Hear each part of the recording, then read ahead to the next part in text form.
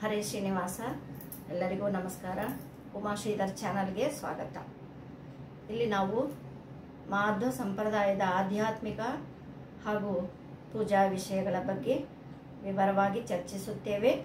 ನೀವು ಧಾರ್ಮಿಕ ಜ್ಞಾನವನ್ನು ಆಳವಾಗಿ ಅರಿತುಕೊಳ್ಳಲು ಹಾಗೂ ನಿತ್ಯದ ಪೂಜಾ ಕ್ರಮಗಳ ಮಹತ್ವವನ್ನು ತಿಳಿಯಲು ದಯವಿಟ್ಟು ನನ್ನ ಚಾನಲ್ ಸಬ್ಸ್ಕ್ರೈಬ್ ಮಾಡಿ ಮತ್ತು ನಿಮಗೆ ಹೊಸ ವಿಡಿಯೋಗಳ ಅಪ್ಡೇಟ್ಸ್ ಪಡೆಯಲು ಬೆಲ್ ಐಕಾನ್ ಒತ್ತಿ. ಇವತ್ತು ಪ್ರದಕ್ಷಿಣೆ ಹಾಗೂ ನಮಸ್ಕಾರ ಹೇಗೆ ಮಾಡಬೇಕು ಮತ್ತು ಅದರ ಫಲದ ಬಗ್ಗೆ ಮಾಹಿತಿಯನ್ನು ಈ ವಿಡಿಯೋದಲ್ಲಿ ನೋಡೋಣ. ಪ್ರದಕ್ಷಿಣೆ ಎಂಬ ಪದದ ಅರ್ಥ ಏನು ಅಂದರೆ, ಪ್ರ ಅಕ್ಷರದಿಂದ ಸಕಲ ಪಾಪಗಳು ನಾಶವಾಗುತ್ತದೆ. ದ ಅಕ್ಷರದಿಂದ ಸಕಲ ಇಷ್ಟಾರ್ಥಗಳು ಸಿದ್ಧಿಯಾಗುತ್ತದೆ. ಕ್ಷಿಪ್ರ ಅಕ್ಷರದಿಂದ ಕರ್ಮಬದ್ಧತೆ ಕ್ಷಯಿಸಿ ಜನನ ಮರಣದಿಂದ ಮುಕ್ತಿ ದೊರೆಯುತ್ತದೆ. ನೇ ಅಕ್ಷರದಿಂದ ಜ್ಞಾನ ಉಂಟಾಗಿ ಮೋಕ್ಷ ಸಾಧನೆಗೆ ದಾರಿಯಾಗುತ್ತದೆ. ಪ್ರದಕ್ಷಿಣೆ ಹೇಗೆ ಮಾಡಬೇಕು ಅಂದರೆ, ಪಾದೇ ಪದಾಂತರಂ ಕೃತ್ವಾ ಕರೌ ಚಲನವರ್ಜಿತೌ ಸ್ತುತಿರ್ವಾಚ ಹೃದಯ ಧ್ಯಾನಂ ಚತುರಂಗಂ ಪ್ರದಕ್ಷಿಣೆ. ಅಂದರೆ ಹೆಜ್ಜೆಗೆ ತಾಗಿ ಮುಂದಿನ ಹೆಜ್ಜೆ ಇಡಬೇಕು. ಚಲನೆ ಇಲ್ಲದ ಕೈಗಳು, ನಾಲಿಗೆಯಲ್ಲಿ ಸ್ತುತಿ, ಹೃದಯದಲ್ಲಿ ಭಗವಂತನ ಧ್ಯಾನ, ಇವುಗಳು ಪ್ರದಕ್ಷಿಣೆಯ 4 ಅಂಗಗಳು. ಹೀಗೆ ಪ್ರದಕ್ಷಿಣೆಯನ್ನು ಮಾಡಬೇಕು. ಒಂದು ತುಂಬು ಗರ್ಭಿಣಿಯು ನೀರು ತುಂಬಿದ ಕೊಡವನ್ನು ಹಿಡಿದುಕೊಂಡು ಹೇಗೆ ನಡೆಯುತ್ತಾಳೋ ಹಾಗೆಯೇ ನಿಧಾನವಾಗಿ ಪ್ರದಕ್ಷಿಣೆಯನ್ನು ಮಾಡಬೇಕು. ಪ್ರದಕ್ಷಿಣೆಯ 4 ಅಂಗಗಳು ನೋಡಿದ್ದೀವಿ ಅಲ್ವಾ? ನಿಧಾನವಾಗಿ ಕಾಲುಗಳನ್ನು ತೆಗೆದಿಡಬೇಕು. ಕೆಳಗಿರುವ ಇರುವೆ ಮೊದಲಾದ ಕ್ರಿಮಿಕೀಟಗಳು ಸಾಯದಂತೆ ಎಚ್ಚರ ವಹಿಸಬೇಕು. ಕೈಗಳನ್ನು ಆಡಿಸದೆ ಜೋಡಿಸಿ ನಮಸ್ಕಾರ ಮುದ್ರೆಯಲ್ಲಿ ಎದೆಯ ಭಾಗದಲ್ಲಿ ಇಟ್ಟುಕೊಳ್ಳಬೇಕು. ಬಾಯಿಯಲ್ಲಿ ದೇವರ ಸ್ತೋತ್ರವನ್ನು ಪಠಿಸುತ್ತಿರಬೇಕು. ಹೃದಯ ಮಂದಿರದಲ್ಲಿ ಧ್ಯಾನಿಸಬೇಕಾದ ಅಂದರೆ, ನೀವು ಯಾರಿಗೆ ಪ್ರದಕ್ಷಿಣೆ ಮಾಡುತ್ತಿರುವಿರೋ ಅವರ ಸ್ತೋತ್ರವನ್ನು ಪಠಿಸುತ್ತಾ, ಸ್ತೋತ್ರ ಪ್ರತಿಪಾದ್ಯನನ್ನು ಧ್ಯಾನಿಸುತ್ತಾ ಇರಬೇಕು. ಹೀಗೆ ನಾವು ಪ್ರದಕ್ಷಿಣೆಯನ್ನು ಮಾಡುತ್ತಾ ಇರಬೇಕು. ಪ್ರದಕ್ಷಿಣೆಯ ಫಲ ಏನು ಎಂಬುದನ್ನು ಈಗ ನೋಡೋಣ.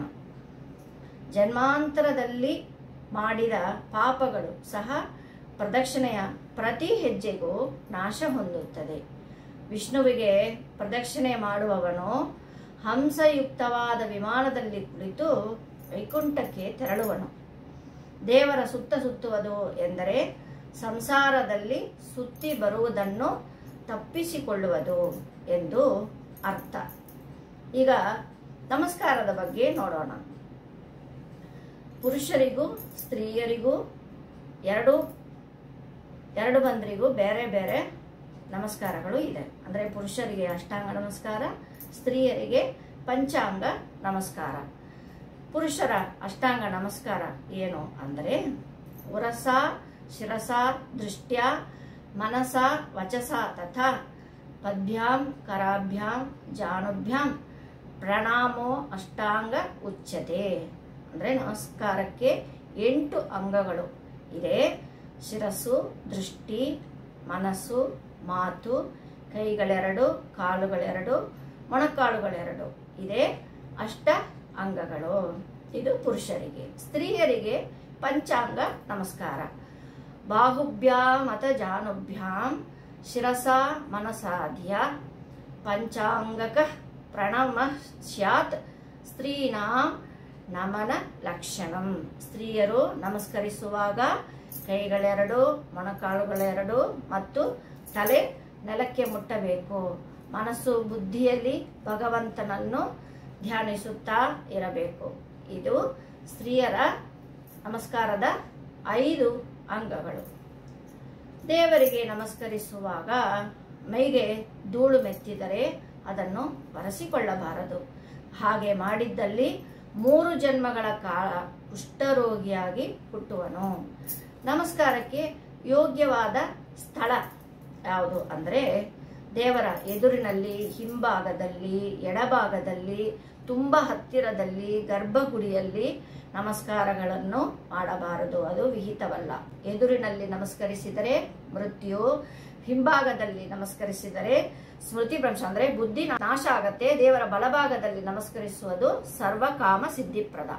ಪ್ರದಕ್ಷಿಣೆ ನಮಸ್ಕಾರದ ಮಂತ್ರಗಳು ಏನು ಅಂದ್ರೆ ಯಾನಿ ಕಾನಿ ಚ ಪಾಪಾನಿ ಜನ್ಮಾಂತರ ಕೃತಾನಿ ಚ ತಾನಿ ತಾನಿ ವಿನಶ್ಯಂತಿ ಪ್ರದಕ್ಷಿಣ ಪದೇ ಪದೇ ಪಾಪೋಹಂ ಪಾಪಕರ್ಮಾಹಂ ಪಾಪಾತ್ಮ ಪಾಪ ಸಂಭವ ತ್ರಾಹಿ ಮಾಂ ಕೃಪಯಾ ದೇವ ಶರಣಾಗತ ವತ್ಸಲ ಅನ್ಯತಾ ಶರಣಂ ನಾಸ್ತಿ ತ್ವಮೇವ ಶರಣಂ ಮಮ ತಸ್ಮಾತ್ ಕಾರುಣ್ಯ ಭಾವೇನ ರಕ್ಷ ರಕ್ಷ ಜನಾರ್ದನ. ಅಪರಾಧ ಸಹಸ್ರಾಣಿ ಕ್ರಿಯಂತೆ ಅಹರ್ನಿಶಂ ಮಯಾತಾನ್ ಸರ್ವಾಣಿ ಮೇ ದೇವ ಕ್ಷಮಸ್ವ ಪುರುಷೋತ್ತಮ ಅಂತ ಹೇಳಿ ಪ್ರದಕ್ಷಿಣೆಯನ್ನು ಮಾಡಬೇಕು. ಅನಿಷ್ಟ ಪಕ್ಷ ನಮಸ್ಕಾರ 5ಕ್ಕಿಂತ ಕಡಿಮೆ ನಾವು ನಮಸ್ಕಾರ ಮಾಡಿದರೆ ಪೂಜಾಂಗ ನಮಸ್ಕಾರವು ಪೂರ್ಣ ಆಗುವುದಿಲ್ಲ. ಈ ನಮಸ್ಕಾರ ಕಾಲದಲ್ಲಿ ಭಗವಂತನನ್ನು ಸ್ಮರಿಸುತ್ತಾ ನಮಸ್ಕಾರವನ್ನು ಮಾಡಬೇಕು. ಸ್ನೇಹಿತರೆ, ಈ ವಿಡಿಯೋ ನಿಮಗೆ ಇಷ್ಟ ಆದರೆ ಈ ಮಾಹಿತಿಯನ್ನು ನಿಮ್ಮ ಸ್ನೇಹಿತರೊಂದಿಗೆ ಹಂಚಿಕೊಳ್ಳಿ. ಇದರಿಂದ ಹೆಚ್ಚಿನ ಜನರಿಗೆ ಇದರ ಪ್ರಯೋಜನ ಲಭ್ಯವಾಗುತ್ತದೆ. ಧನ್ಯವಾದಗಳು. ಹರೇ ಶ್ರೀನಿವಾಸ. ಶ್ರೀ ಕೃಷ್ಣಾರ್ಪಣಮಸ್ತು.